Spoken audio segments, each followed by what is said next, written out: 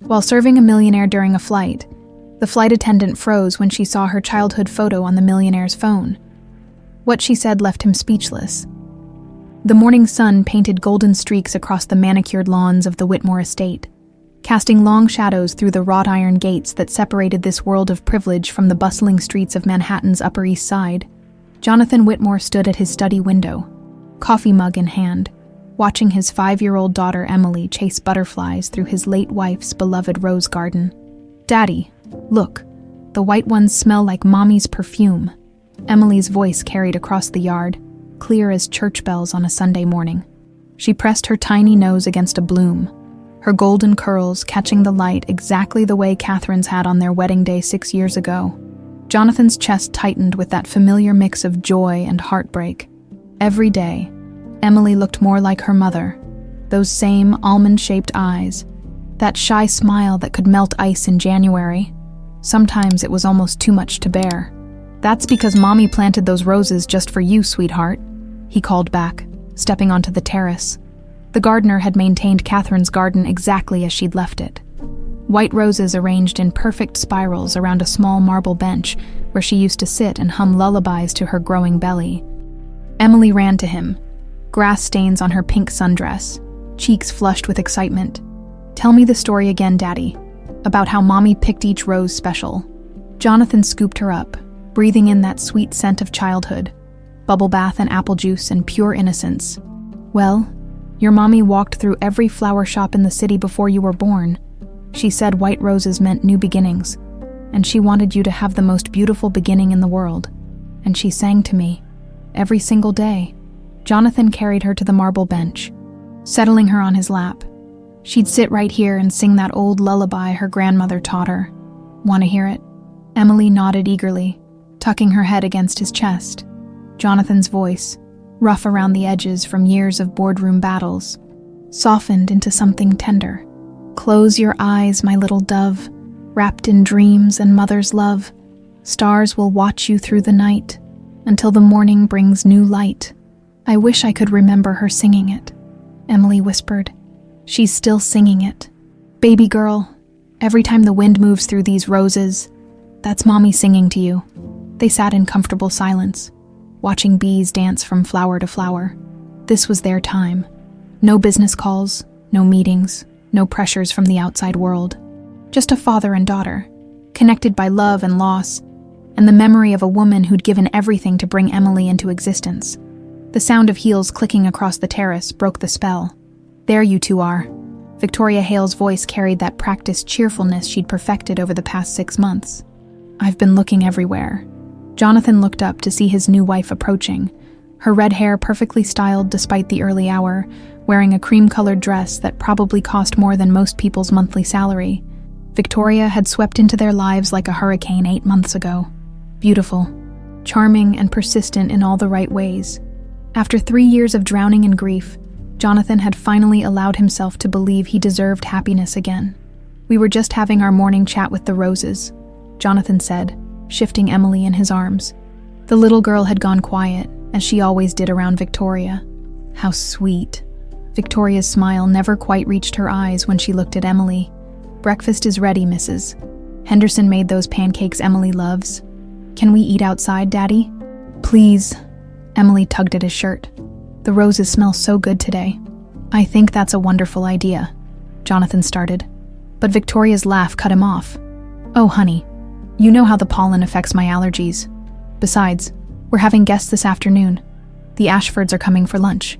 We need to discuss some very important business." She emphasized the word important in a way that made it clear this wasn't a suggestion. Jonathan felt Emily deflate against him. "Maybe tomorrow morning, sweetheart, we'll have a proper garden picnic." "You always say tomorrow," Emily mumbled. But she slid down from his lap without further protest. As they walked toward the house, Victoria slipped her arm through Jonathan's, leaning close enough that her perfume, something sharp and expensive, overwhelmed the gentle scent of roses. "Darling, I've been thinking, maybe it's time we redecorated Katherine's old sitting room, turn it into something more contemporary." Jonathan stopped walking. "That's Emily's playroom now. Exactly my point. She's getting older. She needs structure. Discipline, not fantasy time surrounded by, Victoria gestured dismissively, all those old photographs and memories. It's not healthy for a growing child to be so fixated on the past. Something cold settled in Jonathan's stomach, but Emily was already running ahead. Chasing a red cardinal across the lawn, he pushed down his unease. Victoria was probably right. She'd studied child psychology at Columbia. After all, she knew about these things. We can discuss it later, he said quietly. Of course, darling. Victoria's grip on his arm tightened just slightly. I only want what's best for our family. Our family.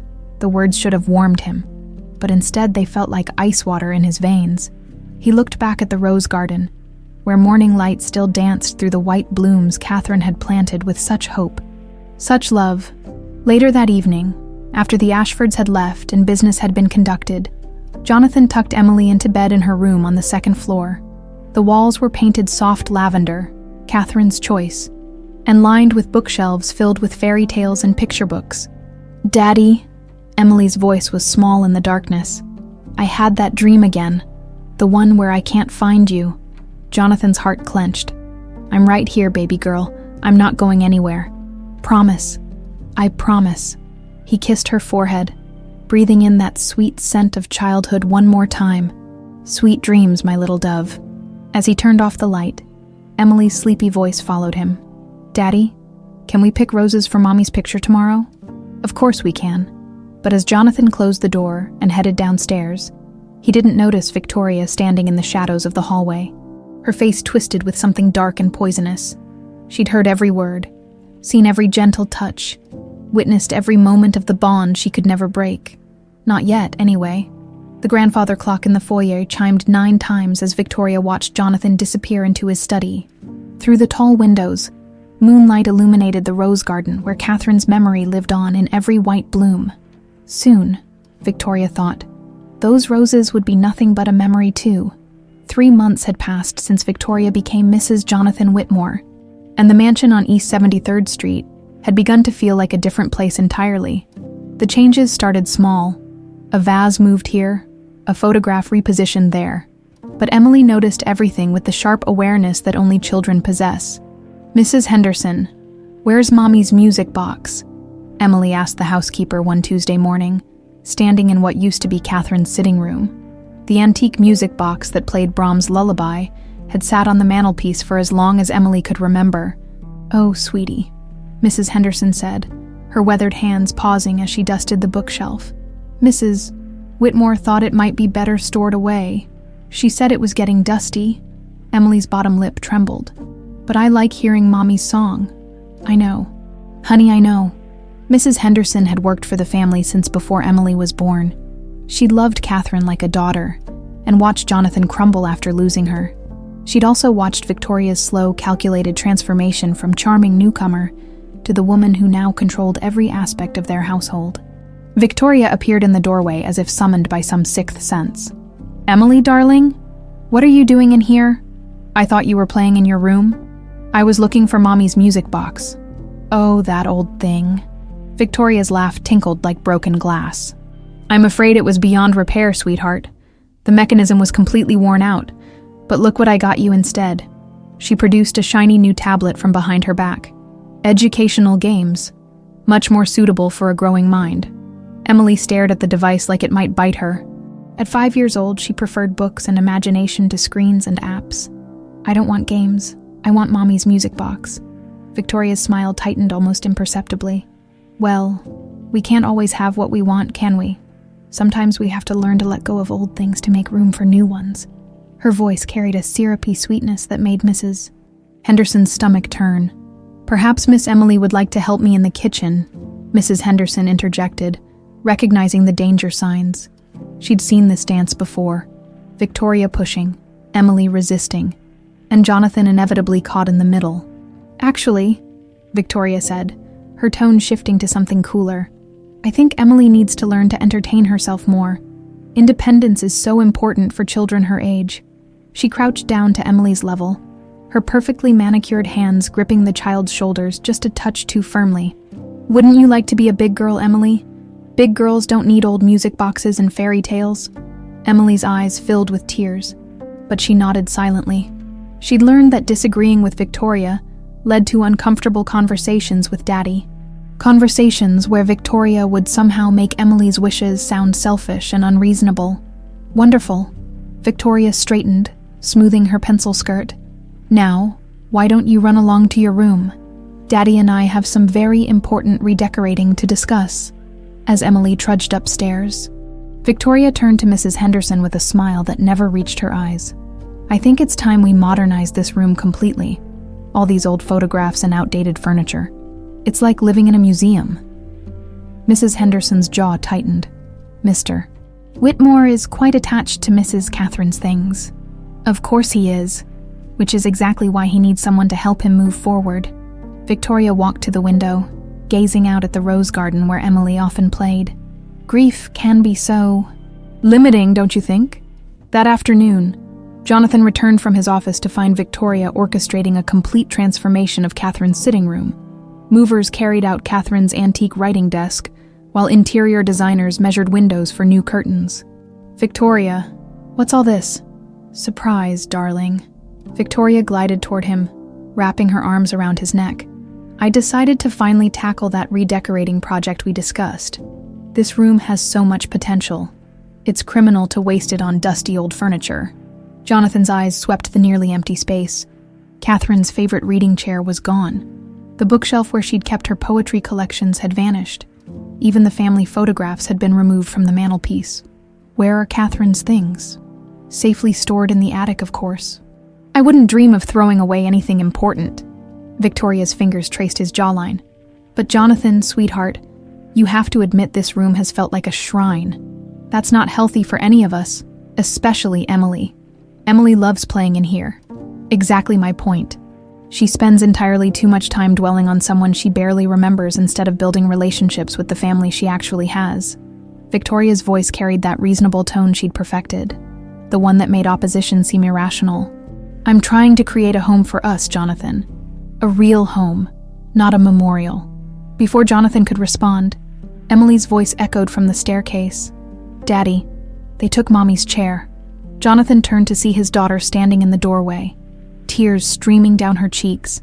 She looked so small, so lost, that his heart nearly broke. It's all right, sweetheart, Victoria said before Jonathan could speak. Remember what we talked about? Sometimes we have to let go of old things. But I don't want to let go.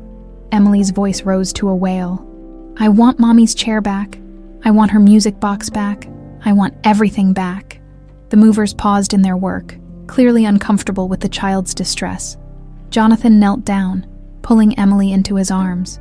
Hey, it's okay, baby girl. It's not okay. Emily sobbed against his shoulder. She's taking everything away. Over Emily's head, Jonathan caught Victoria's expression. A flash of something cold and calculating before the mask of concern slipped back into place. Perhaps, Victoria said softly, this is exactly why the room needed to change. Emily's become far too attached to objects that represent loss, rather than embracing the love that's right in front of her. The words were perfectly chosen, exactly the kind of psychological insight that had impressed Jonathan when they'd first met. But something about the way Victoria watched Emily cry, with clinical detachment rather than genuine sympathy, made his stomach clench. That night, after Emily had finally cried herself to sleep, Jonathan found Victoria in their bedroom, applying her nightly skincare routine with mechanical precision. Don't you think we moved a bit fast today? He asked carefully. Victoria's reflection met his eyes in the vanity mirror. Darling, I know this is difficult, but Emily will adjust. Children are remarkably resilient when adults provide consistent, loving guidance. She misses her mother.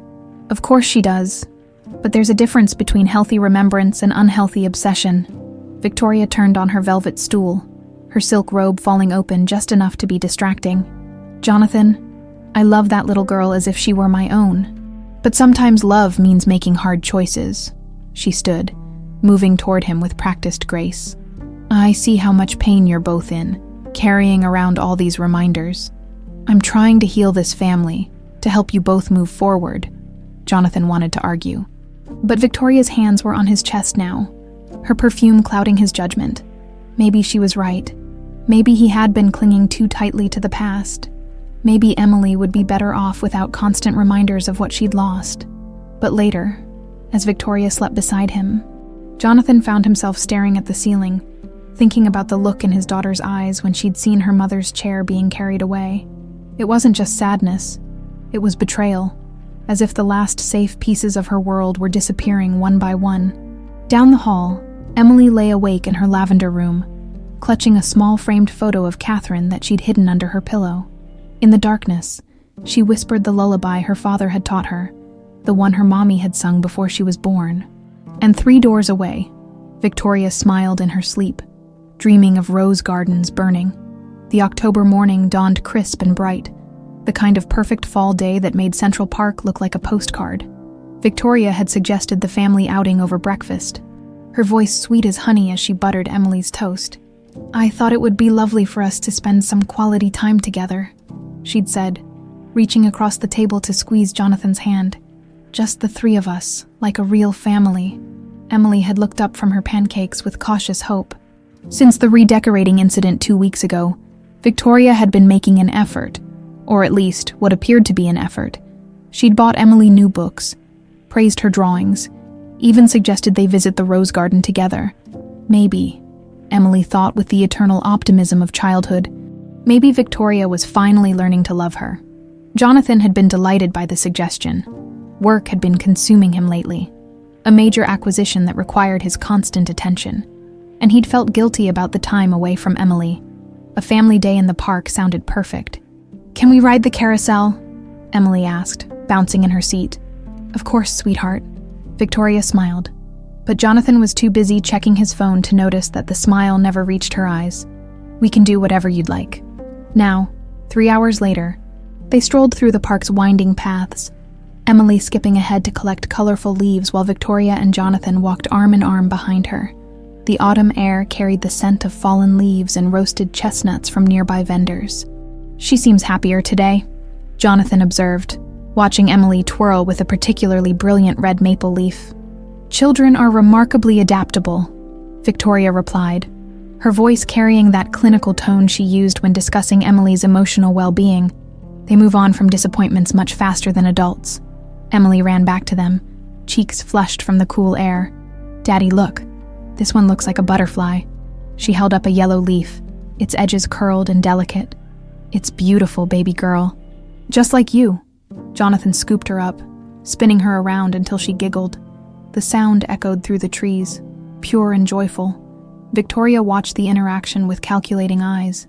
Even here, even during what was supposed to be their family time, Jonathan's attention focused entirely on Emily. The child commanded every smile, every laugh, every gentle touch that should have belonged to his wife. "Why don't we head toward the boathouse?" Victoria suggested as Jonathan set Emily down. "We could have lunch by the water." They made their way through the park's busier sections, past joggers and dog walkers and other families enjoying the perfect weather. Emily chattered constantly, pointing out squirrels and asking endless questions about everything she saw. Jonathan answered each one with patience and love, his attention completely absorbed by his daughter. Victoria fell slightly behind, her mind racing through the plan she'd been perfecting for months. The timing had to be perfect, the location isolated enough, the story believable enough to avoid suspicion. She'd contacted them 3 days ago, men who asked no questions and left no traces, men who understood that sometimes people needed to disappear. The payment had been substantial enough to ensure their silence and distant enough from her personal accounts to avoid detection. "There's a lovely little clearing just up ahead," Victoria called out as they approached a more secluded section of the park. "Very peaceful, perfect for Emily to play while we rest." The path curved away from the main walkways, leading to a small grove surrounded by tall trees. It was exactly what Victoria had promised. Peaceful, private, and perfectly positioned for what came next. "This is nice," Jonathan said, settling on a bench while Emily immediately began building a pile of leaves. "Good thinking, Victoria." Victoria checked her watch. 2:47 p.m., right on schedule. "Emily, sweetheart," she called out, her voice sugar-sweet. "Why don't you go explore near those big oak trees? I think I saw some really special leaves over there." Emily looked to her father, who nodded encouragingly. "Stay where we can see you, okay?" "Okay, Daddy." Emily scampered off toward the tree line, her pink jacket bright against the autumn foliage. Victoria waited until Emily was at the edge of their sight before standing. "I think I'll stretch my legs. All this sitting is making me stiff." Jonathan barely looked up from his phone, where he was checking yet another work email. Sure." Victoria walked casually toward where Emily played, her heart pounding, but her face serene. Everything depended on the next few minutes. Everything. "Emily," she called softly as she approached the child. "I have a surprise for you." Emily looked up from her leaf collection, eyes bright with curiosity. "A surprise?" "Yes, but it's a secret surprise. You have to come with me to see it." Victoria extended her hand, her smile perfectly crafted to inspire trust. Emily hesitated for just a moment, some primitive instinct warning her, but the promise of a surprise won out. She took Victoria's hand. They walked deeper into the trees, away from the bench where Jonathan sat absorbed in his work. Emily chatted excitedly about what the surprise might be, completely unaware that with each step, she was walking toward the end of the only life she'd ever known. The men were waiting exactly where Victoria had arranged, standing beside a dark van parked on a service road that maintenance crews used. They looked ordinary enough, just workers taking a break. Nothing suspicious about them at all. "Is the surprise in there?" Emily asked, pointing at the van. "Something like that," Victoria murmured. Then louder, "Gentlemen." The men approached, and Emily suddenly understood that something was terribly wrong. She tried to pull away from Victoria's grip, but the woman's manicured fingers dug into her small wrist like talons. "Daddy!" Emily screamed, her voice echoing through the trees. "Daddy! Take her!" Victoria said coldly to the men. "Far away, another country if necessary, but don't hurt her. I want her to live knowing she was abandoned." "No, no." Emily fought desperately as unfamiliar hands lifted her. "Daddy, help me." One of the men produced a cloth that smelled strange and sweet. Emily's struggles weakened as darkness crept around the edges of her vision. "Daddy loves me," she whispered as consciousness faded. "Daddy will find me." Victoria watched the van disappear down the service road, then calmly walked back through the trees. She stopped at a small pond to splash water on her face, creating the perfect illusion of tears, then mussed her hair slightly and tore a small hole in her jacket. By the time she stumbled back to the bench where Jonathan sat, she was the picture of a distraught stepmother. "Jonathan," she gasped, her voice broken with what sounded like panic. "Emily's gone. I can't find her anywhere." Jonathan's head snapped up, his phone clattering to the ground. "What do you mean gone?" "She was playing by the trees, and I went to check on her, but she wasn't there." Victoria's tears were perfect. Not too many, not too few. "I've been searching everywhere. I called her name, but..." She dissolved into convincing sobs. Jonathan was already running toward the tree line, shouting Emily's name. His voice cracked with fear as he crashed through the underbrush, searching desperately for any sign of his daughter. For the next 6 hours, Central Park swarmed with police officers, search dogs, and volunteers. Helicopters circled overhead while divers searched every pond and lake. Jonathan's anguished cries for his daughter echoed through the evening air as darkness fell without any trace of Emily Whitmore. Victoria played her part flawlessly, providing tearful statements to detectives and clinging to Jonathan as he slowly crumbled before her eyes. She suggested possible scenarios. Maybe Emily had gotten confused and wandered off. Maybe someone had seen a lost little girl and taken her to safety. But as midnight approached and the active search was called off until morning, Victoria allowed herself a small, secret smile. Emily Whitmore had vanished without a trace, and no one suspected that the grieving stepmother crying so beautifully in the arms of a broken father had orchestrated the whole thing. The roses in the garden at home would bloom white and pure tomorrow, but there would be no little girl to smell their fragrance or listen to lullabies in their shade. Victoria had won. October 1997, January 2000. The Whitmore mansion became a fortress of desperate hope. Jonathan's study transformed into a command center. Its mahogany walls covered with maps, photographs, and timelines. Red pins marked every possible sighting, every lead, every desperate grasp at finding his missing daughter. "Mr. Whitmore, we've expanded the search to include Philadelphia and Baltimore," Detective Maria Santos said during one of their weekly briefings. She'd been assigned to Emily's case from day one, and had watched Jonathan age years in mere months. The FBI's child abduction unit is coordinating with state police across the entire eastern seaboard. Jonathan stared at the massive map behind his desk, his eyes bloodshot from sleepless nights. What about the security footage from the park's entrance cameras? We've reviewed everything from that day, hundreds of hours. Detective Santos's voice carried the weight of professional frustration. We see you and your family entering together, but the cameras don't cover the area where Emily disappeared. Victoria sat in the corner, playing her role perfectly. Dark circles under her eyes suggested sleepless nights spent worrying. Her clothes hung looser on her frame, as if grief had stolen her appetite. Only someone looking very carefully might notice the satisfaction hidden in her gaze when Jonathan wasn't watching. I keep thinking I should have gone with her, Victoria whispered, dabbing at her eyes with a tissue. If only I hadn't let her wander off alone. This isn't your fault, Jonathan said automatically, though his voice carried no warmth. Since Emily's disappearance, he'd grown distant from everyone, including his wife. He ate little, slept less, and spent every waking moment coordinating search efforts. The first year blurred into a nightmare of false leads and crushing disappointments. Jonathan hired the best private investigators money could buy, offering million-dollar rewards for information leading to Emily's return. His face appeared on every major news program, his broken voice pleading for his daughter's safe return. She loves butterflies, he told Nancy Grace during a particularly painful interview. And she hums this lullaby her mother used to sing. If anyone has seen a little girl matching Emily's description. His voice cracked, unable to finish. February 2000, December 2005. Meanwhile, 3,000 miles away in a crowded London children's home, a little girl who spoke fragmented English and couldn't remember her real name slowly began building a new life. The authorities had found her wandering Regent's Park, confused and frightened, with no identification and only scattered memories of roses and lullabies. We're calling you Emily Parker, the social worker had explained kindly. Emily because you kept saying that name, and Parker because you were found in a park. The girl who had once been Emily Whitmore accepted this new identity because she had no choice. The nightmares came frequently, flashes of white roses, the sound of a man's voice calling her name, the sensation of being lifted into the air by strong, loving arms. But the doctors said trauma could cause memory loss, and eventually, everyone stopped asking about her past. At 8 years old, Emily Parker was quiet and withdrawn, often staring out windows as if waiting for someone who never came.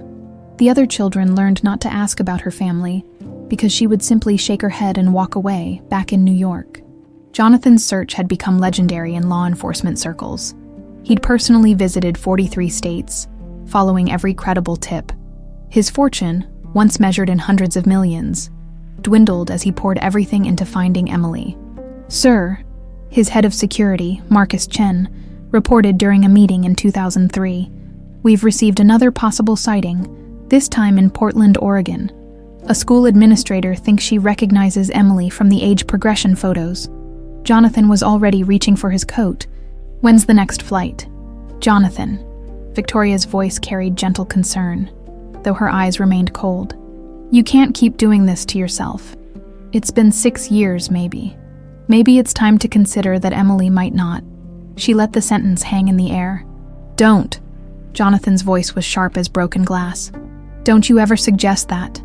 Victoria held up her hands in surrender. I'm just worried about you, about us. This obsession is destroying your health, your business, our marriage. Emily is my daughter. I will never stop looking for her. The Portland lead, like so many others, led nowhere. The girl looked similar from a distance, but up close, she lacked Emily's distinctive crescent-shaped scar and had brown eyes instead of hazel. Jonathan flew home defeated once again, while Victoria waited with practiced sympathy and privately celebrated another dead end. January 2006, September 2015. As Emily Parker entered her teenage years in a Boston group home, she developed an obsession with travel magazines and airline brochures. Something about airports and airplanes called to her in ways she couldn't explain. She worked part-time jobs to save money for flying lessons, driven by a restless need to be in the sky. Why do you want to be a flight attendant? Her guidance counselor asked when Emily was 17. I don't know. Emily admitted, staring at a poster of international destinations. "I just feel like I'm supposed to be up there. Like maybe I'll find something I lost." Jonathan, now 52 and graying prematurely, had never given up. His latest investigation involved advanced facial recognition software. Scanning security camera footage from airports, malls, and public spaces across the country, the technology was improving, but the task remained monumental. Mr. Whitmore, his current private investigator, Sarah Martinez, explained during their monthly review, "We've processed over 2 million facial scans this year. The software flagged 47 potential matches, but none proved to be Emily." Jonathan's hands shook slightly as he reviewed the files. 20 years of searching had taken their toll. His hair was now completely silver, deep lines etched around his eyes, and his once powerful frame had grown thin from stress and poor eating habits. Victoria, meanwhile, had maintained her facade of the supportive wife. She attended grief counseling sessions, participated in missing children's advocacy groups, and played her role so convincingly that she'd almost begun believing it herself. Almost. October 2015. Present day, Emily Parker graduated from flight attendant training at 23, finally achieving her dream of working in the skies. Her first assignment was international routes. London to Chicago, New York to Paris, destinations that spoke to something deep in her soul. During her training, she'd learned to speak with professional warmth and genuine care, but her colleagues noticed something unique about Emily. She had a way of connecting with passengers, especially those who seemed lost or alone. "You have such a natural empathy," her supervisor noted during her 6-month review. "Passengers specifically request you for return flights. That's unusual for someone so new to the industry." Emily smiled, but privately wondered if her ability to comfort others came from her own deep well of inexplicable sadness. She carried within her a constant sense of missing something vital, as if part of her soul had been left behind somewhere she couldn't remember. Back in New York, Jonathan approached his 60th birthday with the grim determination of a man who refused to surrender. His study walls were now covered with 23 years' worth of investigation materials. The original photos of 5-year-old Emily had been joined by computer-generated age progressions showing what she might look like at 10, 15, 20, and now 28. "She'd be beautiful," he whispered to the latest progression, tracing the familiar features with a trembling finger. "Just like her mother." Victoria found him there most nights, talking to photographs and maps as if they could provide the answers he desperately sought. She'd long ago stopped trying to convince him to give up the search. It had become clear that Jonathan would rather die searching than accept that Emily might be gone forever. What Victoria didn't know was that fate had been quietly arranging pieces on a cosmic chessboard. In just a few weeks, Jonathan Whitmore would board a flight from London to Chicago, carrying his daughter's photograph and 23 years of unhealed grief, and Emily Parker would be working that flight, finally ready to serve the man who'd never stopped believing she would come home. Present day, Emily's perspective. The alarm buzzed at 4:30 a.m., but Emily Parker was already awake, staring at the ceiling of her small Boston apartment. The dream had come again, the one with white roses, and a man's voice calling her name across an endless garden. She could never see his face clearly, but the desperate love in his voice always left her with tears on her cheeks. "Just another day in paradise," she murmured to herself, padding barefoot to the kitchen. Her morning routine was precise: black coffee, whole wheat toast, and exactly 7 minutes to check her flight schedule on the airline's app. Today's assignment: London Heathrow to Chicago O'Hare, Flight 447, first-class service on a Boeing 777. Emily preferred international flights. Something about crossing oceans made her feel like she was moving towards something important. Even if she couldn't name what that something was, her reflection in the bathroom mirror showed a woman who'd learned to hide her sadness behind professional competence. At 28, Emily had the kind of natural beauty that made passengers feel instantly comfortable. Warm hazel eyes, honey blonde hair always perfectly styled, and a smile that reached her eyes even when her heart was breaking. The crescent-shaped scar on her left temple had faded over the years, but remained visible if you knew where to look. She'd asked doctors about it countless times, but no one could explain how she'd gotten it. Just another mystery in a life full of unanswered questions. "Morning, Em," called Jessica, her roommate and fellow flight attendant, as she rushed through their shared apartment. "You're on the London run again." "Lucky girl. I've got Boston to Newark. Basically a city bus with wings." Emily managed to laugh. "Want to trade? I could use a short domestic flight for once." "Are you kidding? International routes are where the real money is. Plus you get those sexy British accents all day." Jessica grabbed her coffee mug and flight bag. "Though, honestly, you always look so sad when you come back from London." "What's that about?" Emily paused in brushing her hair. Jessica wasn't wrong. London flights always left her feeling inexplicably melancholy, as if she was leaving something important behind. "I don't know.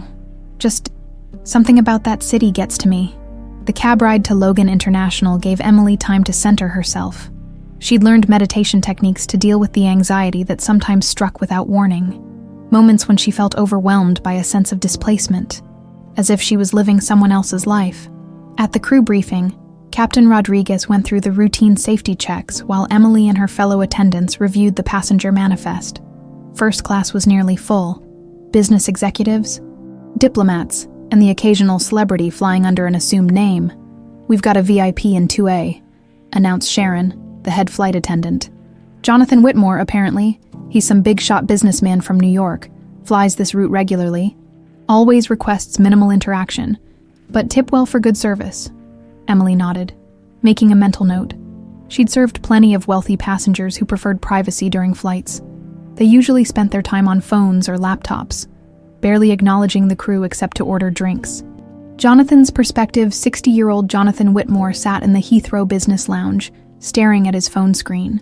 The photo was 23 years old, Emily at 5, wearing her favorite pink dress in the rose garden, her golden curls catching the afternoon sunlight. Her smile was radiant, completely trusting, the expression of a child who believed her daddy could protect her from anything. He'd failed her. The thought hit him like it did every morning. A fresh wound that never quite healed. The London trip had been another dead end. A private investigator had claimed to have a lead on Emily's whereabouts. A woman matching her description, working at a gallery in Kensington. Jonathan had flown across the Atlantic on hope alone, only to discover the woman was Australian, 10 years too old, and bore only a superficial resemblance to his missing daughter. 23 years, 4 months, and 18 days. Since Emily disappeared, Jonathan had memorized every detail of that awful afternoon in Central Park. He could still hear her voice calling for him, still feel the panic that had consumed him, when Victoria stumbled back through the trees with news of Emily's disappearance. Victoria, his wife, had been a pillar of strength during those first terrible months, comforting him through his darkest hours. But as the years passed and his search continued, their relationship had grown strained. She wanted him to move on, to accept that Emily was gone. He couldn't. He wouldn't. "Flight 447 to Chicago now boarding first-class passengers," announced the gate agent. Jonathan gathered his leather briefcase and carry-on, muscle memory guiding him through the familiar routine. He'd flown this route dozens of times, usually returning from meetings with European investigators or following leads that inevitably led nowhere. As he settled into seat 2A, Jonathan pulled out his phone again, swiping to a folder labeled Emily. Hundreds of photos filled the screen. The original family pictures from her first 5 years, plus computer-generated age progressions showing what she might look like now. The latest version showed a beautiful woman with Katherine's eyes and smile, the daughter he'd never had a chance to see grow up. The convergence, Emily boarded the aircraft with her usual professionalism, greeting passengers and helping them settle in for the 8-hour flight. She moved through the first-class cabin with practiced efficiency, offering newspapers and pre-flight beverages. When she reached row 2, Emily noticed the passengers seemed different from her usual business travelers. This man, mid-60s, silver-haired, impeccably dressed, had an aura of profound sadness about him. He sat rigidly upright, staring at his phone screen with an intensity that made her heart ache for reasons she couldn't explain. "Good morning, sir. Welcome aboard. Can I offer you something to drink before takeoff?"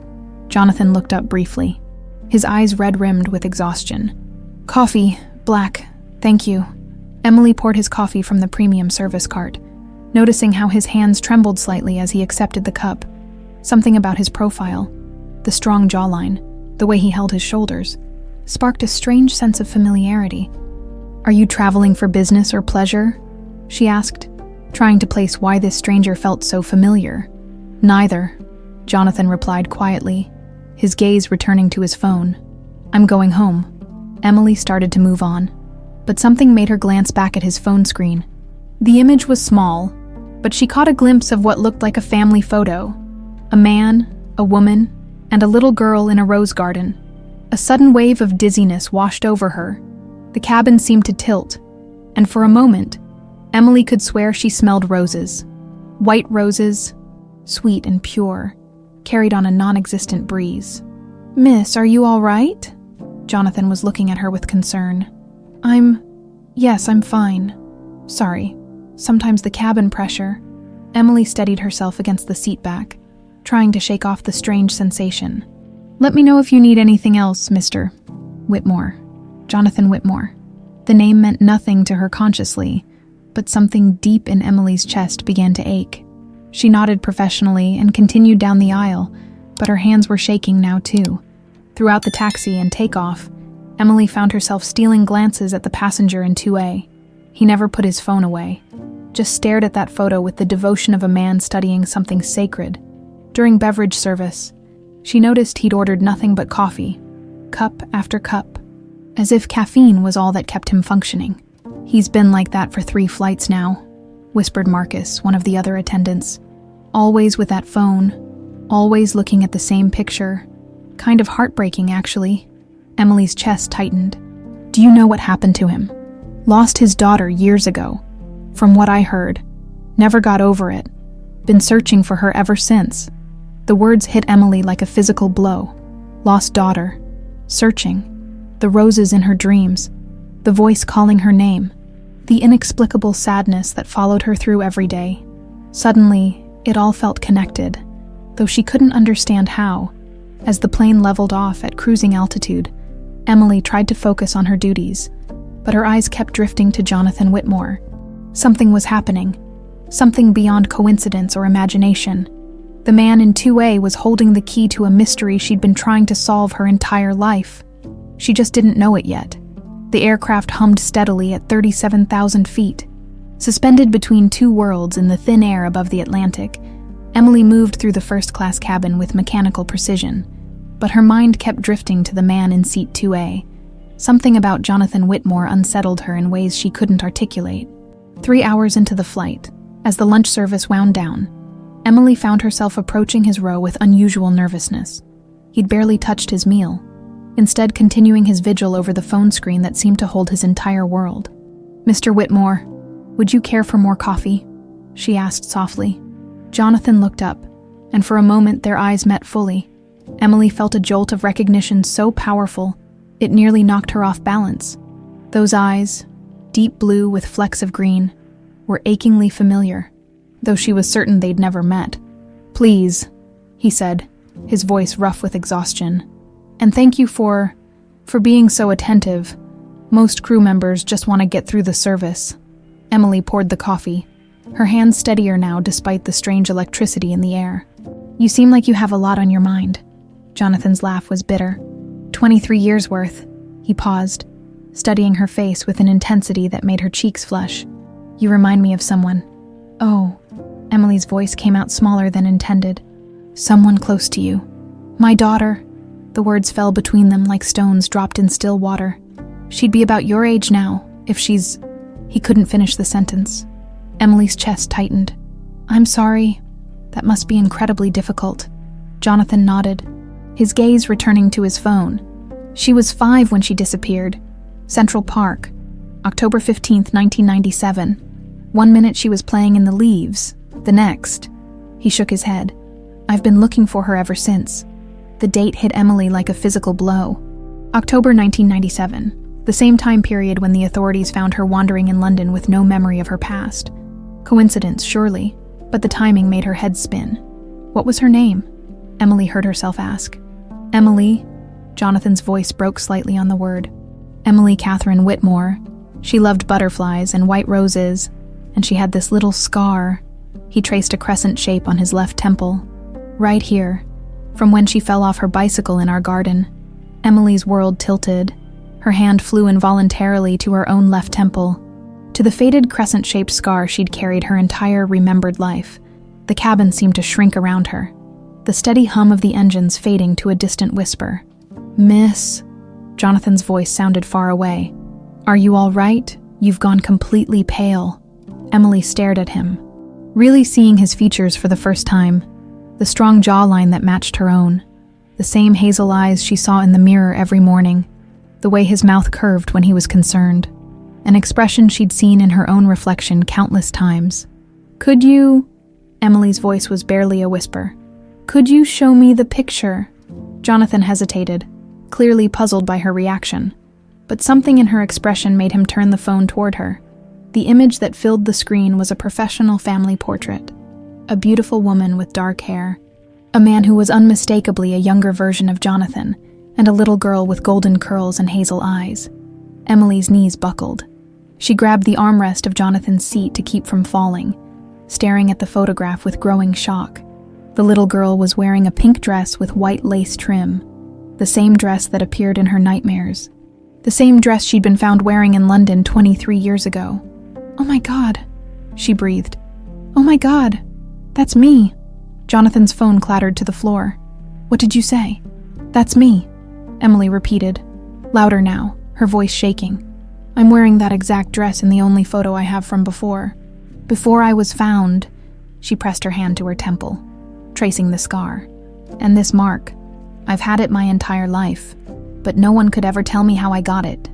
The color drained from Jonathan's face.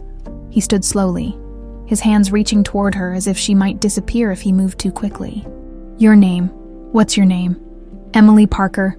But that wasn't always my name. They found me in London in October 1997. I was 5 years old, and I couldn't remember anything except fragments. White roses, and a man's voice calling my name. And a lullaby about stars and mother's love."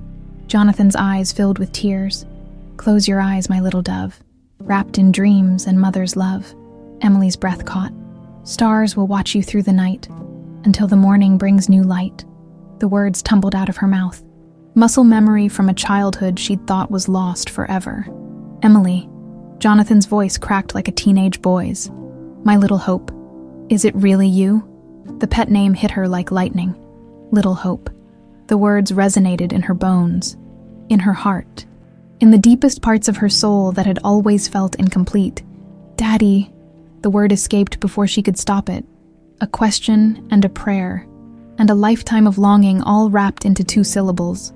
Jonathan moved with surprising speed for a man his age, gathering Emily into his arms as she collapsed against his chest.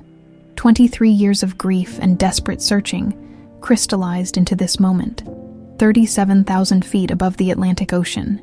"I never stopped looking," he whispered into her hair, his whole body shaking with sobs. "Never stopped believing I'd find you.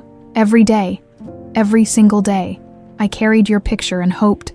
Emily clung to him, breathing in a scent that was achingly familiar. Expensive cologne mixed with something uniquely him, something that spoke to the deepest parts of her childhood memories. "I dreamed about you," she sobbed. "I dreamed about roses and someone singing to me, but I could never see your face clearly." Other passengers had begun to notice the commotion. An elderly woman in row 1 was crying openly, and even the businessman across the aisle had looked up from his laptop with tears in his eyes. "Ma'am," called Marcus, Emily's colleague, approaching with concern. "Is everything all right?" Jonathan looked up, his arm still wrapped protectively around Emily. "This is my daughter," he said, his voice filled with wonder. "This is my daughter. She's been missing for 23 years, and she's been here all along." The story spread through the first-class cabin like wildfire. Passengers who'd been strangers moments before found themselves part of something miraculous. Several people were recording with their phones, capturing the moment when a father's love finally conquered time and distance. "How is this possible?" Emily asked, pulling back to study Jonathan's face.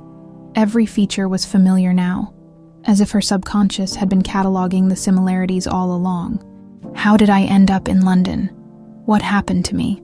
Jonathan's expression darkened. "Someone took you from me, someone I trusted, and I'm going to find out exactly what happened." He cupped her face in his hands, thumbs gently wiping away her tears. But right now, all that matters is that you're here, you're alive, and you're beautiful, and you became exactly the kind of person your mother would have been proud of. Tell me about her, Emily whispered. Tell me about my mother. And there, in the cramped space of an airplane cabin, surrounded by crying strangers who just witnessed a miracle, Jonathan began to tell his daughter about Katherine, about the roses she'd planted, the lullabies she'd sung, and the love that had created Emily in the first place. The plane continued its journey across the Atlantic. But for Emily and Jonathan, time had stopped. They had found each other again, and nothing else mattered. Not yet. The captain had dimmed the cabin lights for the overnight portion of the flight, but Emily and Jonathan remained wide awake in their bubble of rediscovered connection. Emily had been relieved of her duties. Captain Rodriguez had taken one look at the situation and quietly reassigned her responsibilities to other crew members. Tell me everything, Jonathan said softly, his hand covering hers on the armrest between their seats. I want to know about every day, every year I missed. Emily curled up in the seat beside him, her uniform blazer draped over her shoulders like a blanket. It's strange. Some things are crystal clear now, but others are still fuzzy, like looking at photographs through frosted glass. She closed her eyes, reaching into memories that had been locked away for decades. I remember waking up in a hospital in London. The nurses spoke with these lovely accents, and I kept asking for my daddy, but I couldn't remember your name or what you looked like. Just the feeling of being safe in someone's arms. Jonathan's jaw tightened. What did they tell you about how you got there? A couple found me wandering in Regent's Park around sunset. I was wearing that pink dress, but it was torn and dirty. I was speaking English, but it was broken, like I'd forgotten how. Emily's voice grew smaller. They said I kept repeating two words over and over. Daddy and roses. The roses, Jonathan whispered. You loved playing in your mother's garden. White roses. Katherine planted them before you were born. Emily nodded, tears streaming down her cheeks. I can see it now. Not clearly, but like shadows. A big house with white columns, and a garden that smelled like heaven. And you, she studied his face in the dim cabin light. You used to carry me on your shoulders. I was taller than the whole world. Every Sunday morning, Jonathan confirmed, his own voice thick with emotion. We'd walk through the garden, and you'd pick roses for your mother's picture. You said they made her smile. The memories were cascading now. 23 years of locked doors suddenly swinging open. Mrs. Henderson, Emily exclaimed suddenly. There was a woman with kind eyes who made the best chocolate chip cookies. She always smelled like vanilla and lemon polish. Jonathan laughed through his tears. She still works for me. She's 78 now. But she refused to retire. She said she needed to be there when you came home. He pulled out his phone with shaking hands. I have to call her. She's going to faint. Wait. Emily caught his wrist. Before you call anyone, I need to understand what happened. How did I get from New York to London? Who took me? Jonathan's expression darkened, and Emily saw a hardness enter his eyes that hadn't been there moments before. I have my suspicions, but I need proof before I make accusations that could destroy lives. Tell me. Jonathan was quiet for a long moment, clearly wrestling with how much to reveal. Victoria was the only adult with you when you disappeared. She said you wandered off while she was looking away. But, he shook his head, something never felt right about her story. The timeline didn't match, and there were inconsistencies in her account. Emily felt a chill that had nothing to do with the airplane's air conditioning. Victoria, my wife, your stepmother. The words tasted bitter in Jonathan's mouth. I married her 6 months before you disappeared. She seemed to love you at first, but Emily's blood turned to ice as fragmented memories surfaced. A woman with red hair and cold eyes. A voice like honey that somehow made her feel afraid. I remember her, she whispered. She used to watch me play, but not like you did. Like she was waiting for something bad to happen. Jonathan leaned forward intently. What else do you remember?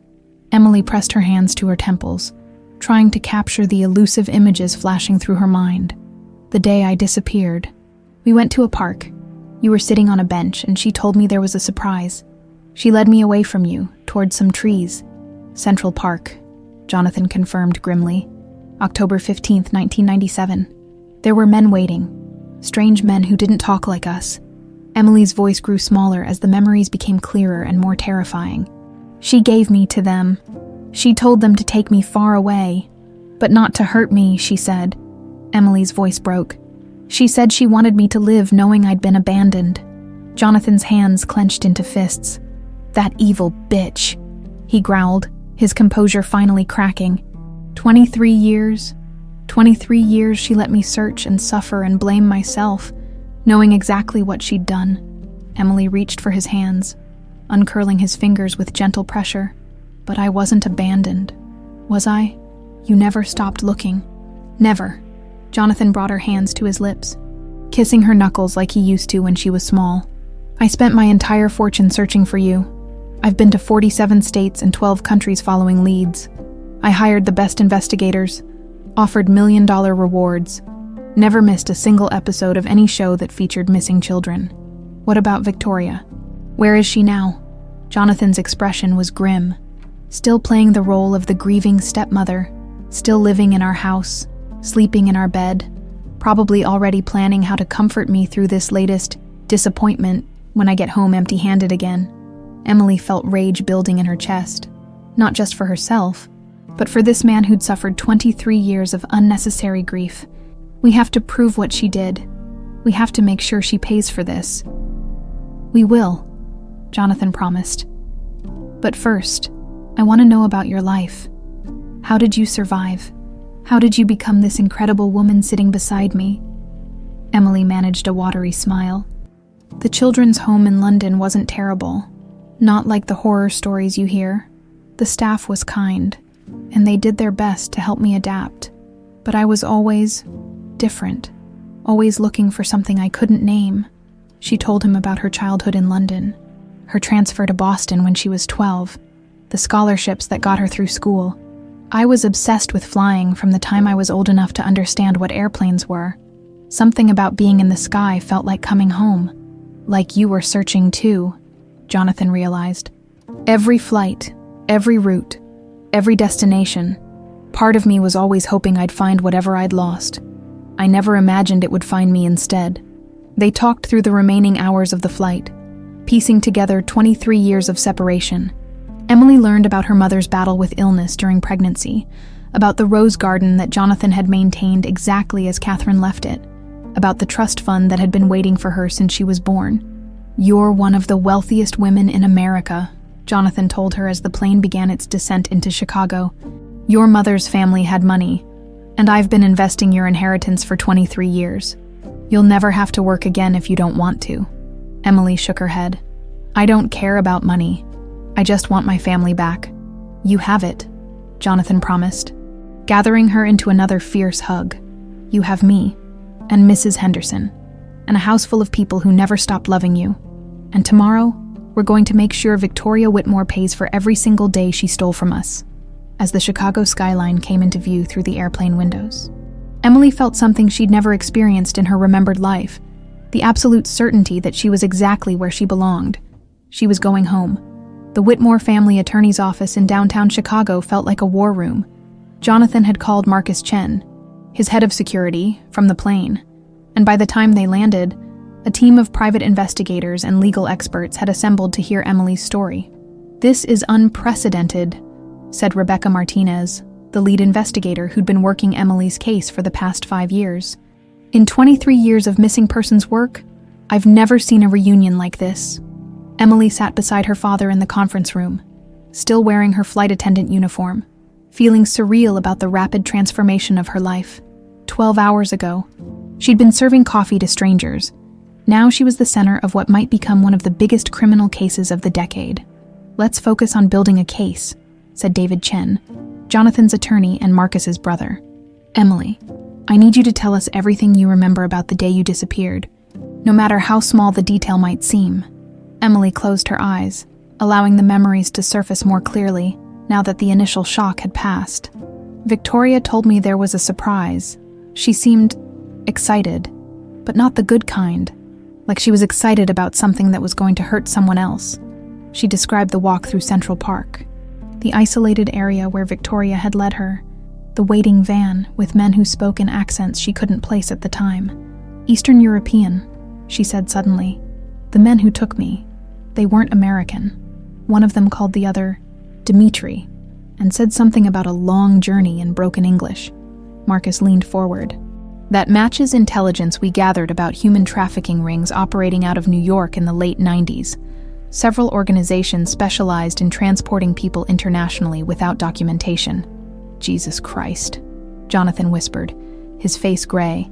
She hired human traffickers to kidnap my daughter. David Chen was taking detailed notes. Emily, what happened after they took you? How did you end up in London specifically? Emily pressed her fingertips to her temples, trying to access memories that had been buried under years of trauma. The journey is mostly a blur. I was drugged. They gave me something that made me sleep a lot. But I remember waking up on a boat. It was cold and dark. And there were other people there too. Other victims, Rebecca confirmed grimly. These operations usually moved multiple people at once to minimize costs and risk. The boat docked somewhere that smelled like fish and diesel fuel. Then we were in a truck for what felt like hours. When they finally let us out, Emily's voice grew smaller. One of the men, Dimitri, looked at me different from the others. He seemed almost guilty. He kept saying "little one" in his language and shaking his head. Marcus exchanged glances with Rebecca. Traffickers with consciences sometimes abandon younger victims rather than sell them, especially children who were clearly from wealthy families. So he left me in Regent's Park, Emily continued. I remember him kneeling down and telling me to find the police, to tell them I was lost. His English was bad, but he kept repeating, "Safe now, little one." Jonathan's hands were clenched so tightly his knuckles had gone white.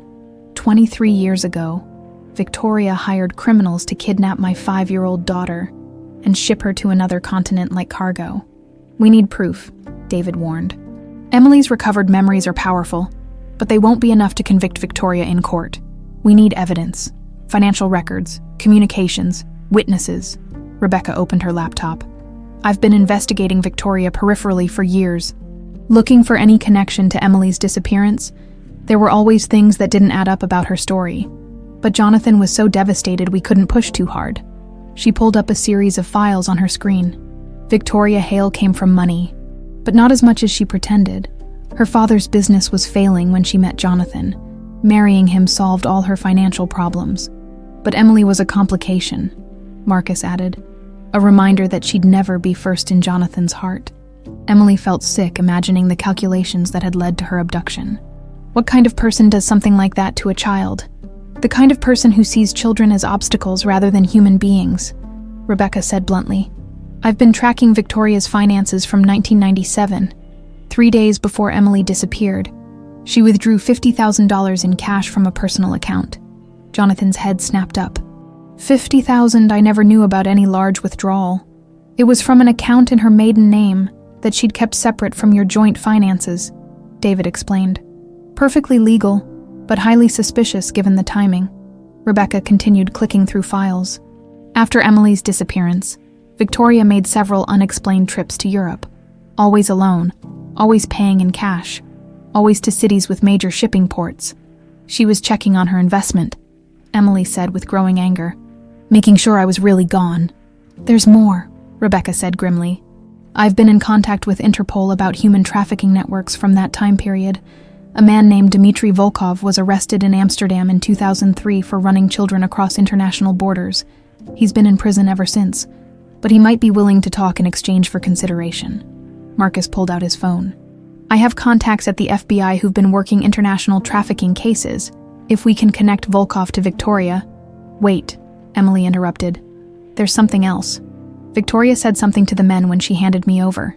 She told them to take me far away but not to hurt me. She said she wanted me to live knowing I was abandoned. The room fell silent as the full cruelty of Victoria's plan became clear.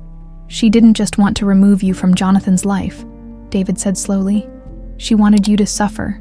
She wanted you to grow up believing your father had willingly given you away. Jonathan stood abruptly, pacing to the window that overlooked the Chicago River. All these years, she comforted me through my grief. She held me while I cried for my missing daughter. She attended grief counseling sessions and support groups for families of missing children. His voice was deadly quiet. She watched me torture myself with guilt and regret, knowing exactly where you were and what she'd done. Emily joined him at the window, placing a gentle hand on his arm. But her plan failed, didn't it? Because you never stopped looking, because you never gave up hope, and because Dmitry Volkov apparently had enough conscience to leave you somewhere safe instead of selling you to the highest bidder, Rebecca added.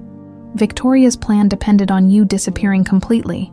The fact that you ended up in the system, even under a different name, means there's a paper trail. Marcus had been making phone calls while they talked. I've got FBI agents standing by to execute search warrants on Victoria's financial records going back to 1997. They can also arrange for Emily to speak with Volkov via video conference from his prison in Amsterdam. How long before we have enough evidence to arrest her? Jonathan asked. If Volkov talks and we can trace the money trail definitively, maybe 48 hours, David replied. But Jonathan, you can't let Victoria know anything has changed. You need to go home and act like this was just another failed search. Can you do that? Jonathan's smile was sharp as a blade. For 23 years, that woman has watched me suffer while hiding the truth. I think I can manage to hide my feelings for 48 hours. Emily squeezed his hand. We're going to get her, aren't we? Yes, Jonathan said with absolute certainty. We're going to make sure Victoria pays for every single day she stole from us. The wheels of justice were finally beginning to turn. The Whitmore mansion at dusk looked exactly as Emily remembered in her fragmented dreams.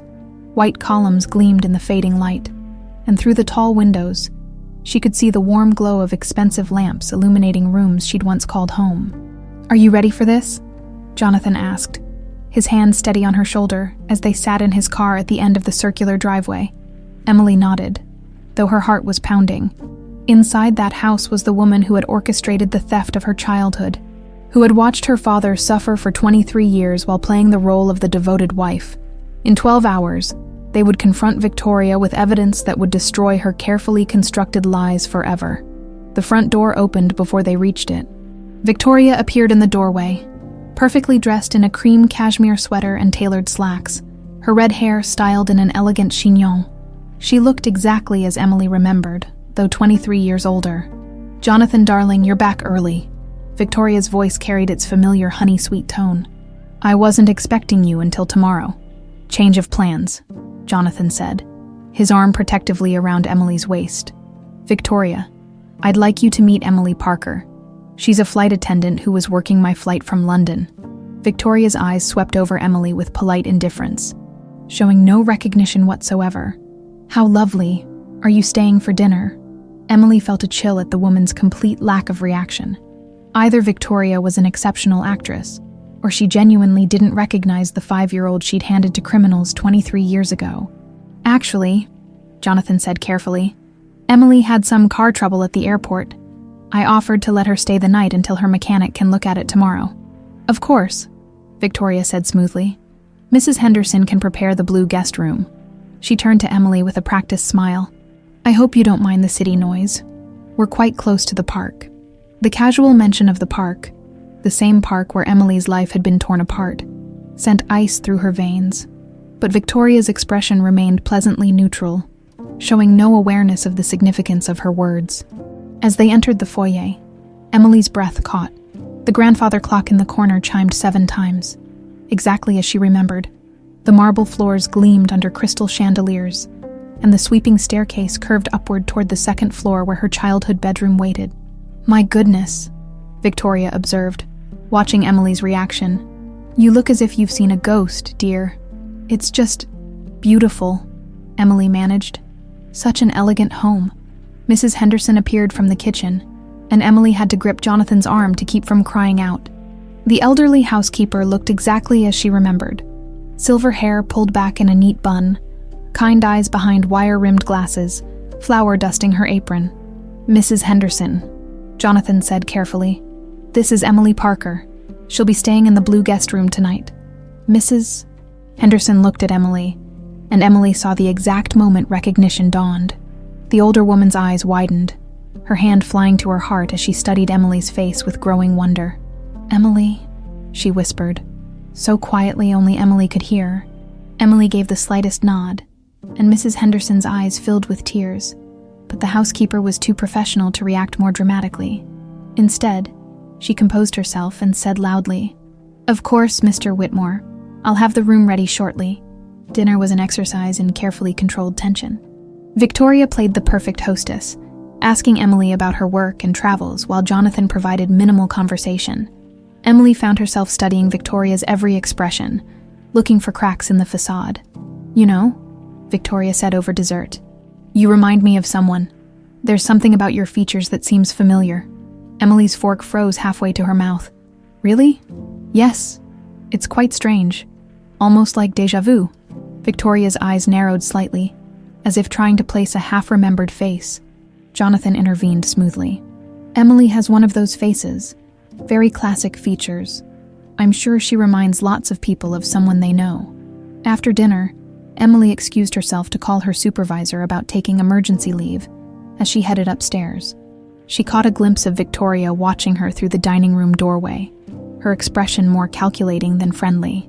Mrs. Henderson met Emily at the top of the stairs, tears streaming down her weathered cheeks.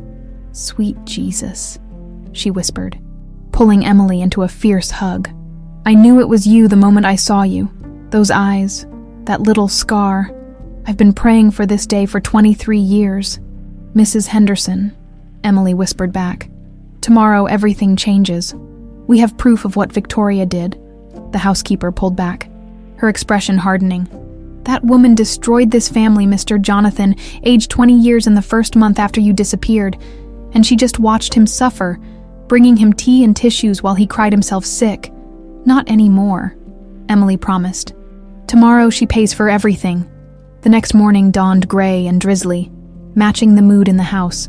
Jonathan had barely slept, and Emily had spent most of the night sitting by her window, watching the rose garden where she'd once played. The white roses were still there, exactly as her mother had planted them, carefully maintained through more than 2 decades. At exactly 10 a.m., the doorbell rang. Victoria answered it herself, expecting perhaps a delivery or a neighbor.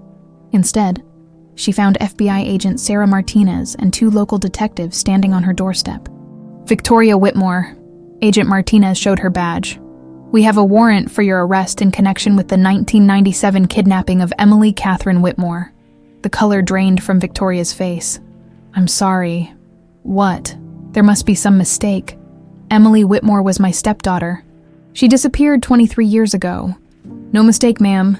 Agent Martinez stepped forward as Victoria backed into the foyer. "We also have warrants to search the premises and seize financial records dating back to 1997.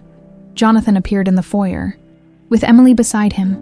Victoria's eyes moved between them, and Emily saw the exact moment when recognition finally clicked into place. "You," Victoria breathed, staring at Emily with growing horror. "You're supposed to be gone. You're supposed to be dead or lost forever." "Not," her voice trailed off as the implications sank in. "Surprise," Emily said quietly. "I'm not as easy to get rid of as you thought." Victoria's composure finally cracked. "This is insane, Jonathan. Tell them this is insane. I would never hurt Emily. I loved her like my own daughter. Loved her." Jonathan's voice was deadly quiet. "You hired human traffickers to kidnap a 5-year-old child and ship her to another continent. You watched me search for 23 years while you knew exactly what you'd done. We have Dmitry Volkov's full confession," Agent Martinez added. "He identified you from photographs and described the exact terms of the arrangement. $50,000 to remove Emily from the country permanently." Victoria's last desperate lie crumbled in the face of irrefutable evidence. "You don't understand," she said frantically as the handcuffs clicked around her wrists. "She had everything. Jonathan gave her everything. There was nothing left for me. So you stole a child's life," Emily said, stepping closer. "You stole my father's heart and happiness. You stole 23 years from both of us because you were jealous of a 5-year-old. I gave you a better life," Victoria screamed as the officers led her toward the door.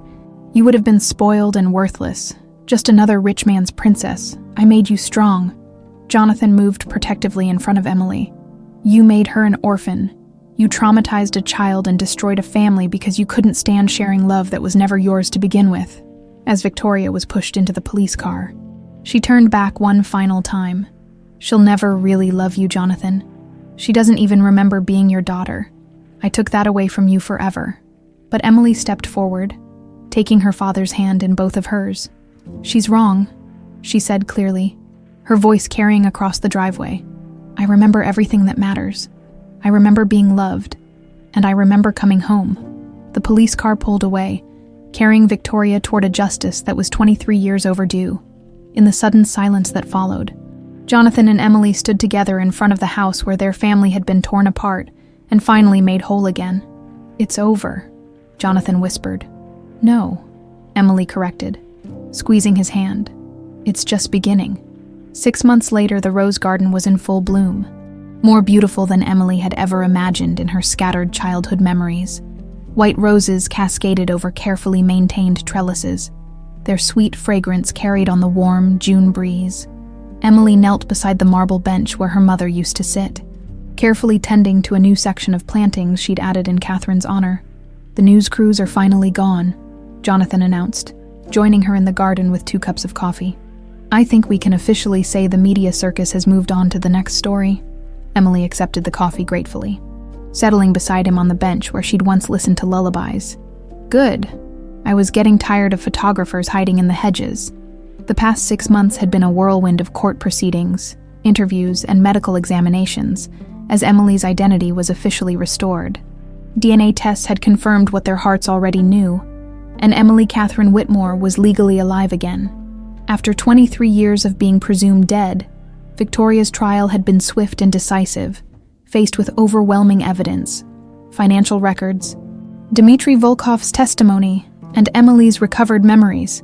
She had eventually pleaded guilty to kidnapping, conspiracy, and human trafficking charges. She'd been sentenced to 25 years to life in federal prison.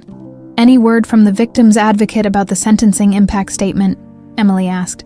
"She'll serve her full sentence," Jonathan replied with satisfaction. "No possibility of parole for at least 20 years. The judge called it one of the most calculated and cruel crimes he'd ever seen." Emily nodded, feeling a deep sense of closure. Victoria would spend the rest of her meaningful life behind bars, paying for the 23 years she'd stolen from the Whitmore family. "Mrs. Henderson wants to know if you've decided about the foundation," Jonathan said, changing to a happier subject. Emily smiled. The Emily Whitmore Foundation for Missing Children had been her idea, a way to use her trust fund inheritance to help other families navigate the nightmare she and her father had endured. "Tell her yes. I want to announce it at the press conference next week." They sat in comfortable silence, watching bees dance among the roses. Emily had taken a leave of absence from the airline, though she wasn't sure if she'd ever return to flying. Her life had transformed so completely that she was still adjusting to the magnitude of the changes. "Emily," Jonathan's voice carried a note of hesitation. "There's something I want to ask you, but I don't want you to feel pressured." "What is it?" Jonathan reached into his jacket pocket and pulled out a small, worn music box, the same one Victoria had claimed was broken and thrown away years ago. Mrs. Henderson found this in the attic. Victoria had hidden it, but she couldn't bring herself to actually destroy it. Emily's breath caught as she recognized Brahms' lullaby beginning to play. "Mommy's music box. I was wondering," Jonathan's voice was tentative, almost shy. "Would you like to move back home permanently? I mean, your old room is exactly as you left it, and the house feels empty without." He trailed off, suddenly looking like a nervous father asking his grown daughter an impossible question. Emily's heart swelled with love for this man who'd never stopped believing in miracles. "Daddy," she said softly, using the word that still felt new and precious on her tongue. "I'd love nothing more than to come home." Jonathan's relief was visible. "Really? You wouldn't feel strange, living in a house you barely remember." "I remember the important parts," Emily assured him. "Besides, it's not about the house. It's about being with family." As if summoned by the word family, Mrs. Henderson appeared on the terrace, carrying a silver tray with fresh lemonade and sandwiches. At 78, she moved more slowly than she once had, but her joy at having Emily home had given her a new vitality. "Lunch is served," she announced, setting the tray on a wrought-iron table near the roses. "And Miss Emily, your old piano teacher, called. She heard about your return and wondered if you'd like to resume lessons." Emily laughed. "Piano lessons? I haven't touched a piano in 23 years. Muscle memory, Jonathan said confidently. Some things never leave you. They moved to the table, and Emily found herself marveling at the simple pleasure of sharing a meal in the garden with people who loved her unconditionally. These quiet moments felt more precious than any grand gesture or expensive gift. "Oh," Mrs. Henderson said, pulling an envelope from her apron pocket. "This came for you this morning, Miss Emily. International postage." Emily opened the letter, her eyes widening as she read.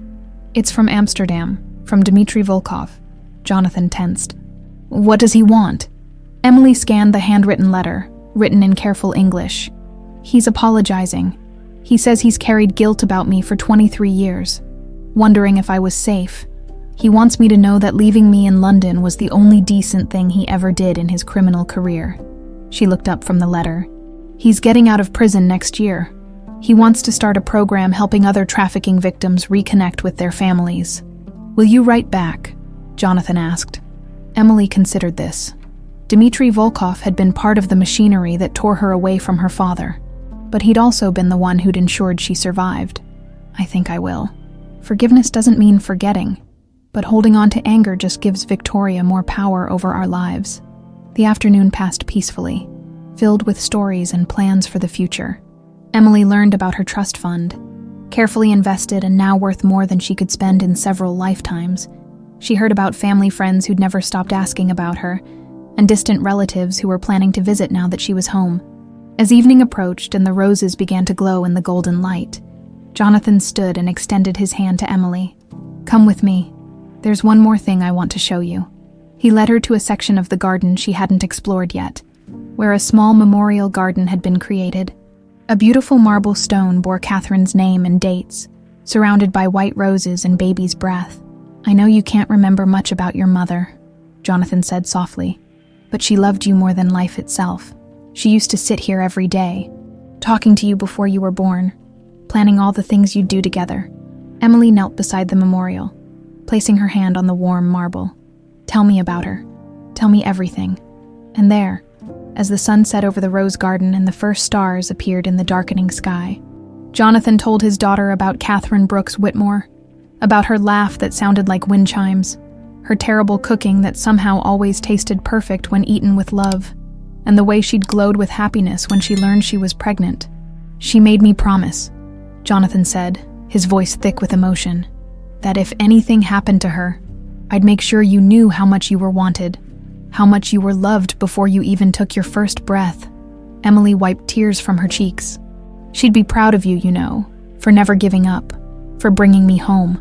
She'd be proud of you too," Jonathan replied, "for becoming exactly the kind of person she hoped you'd be. Strong, compassionate, and full of love." As they walked back toward the house, Emily felt a completeness she'd never experienced before.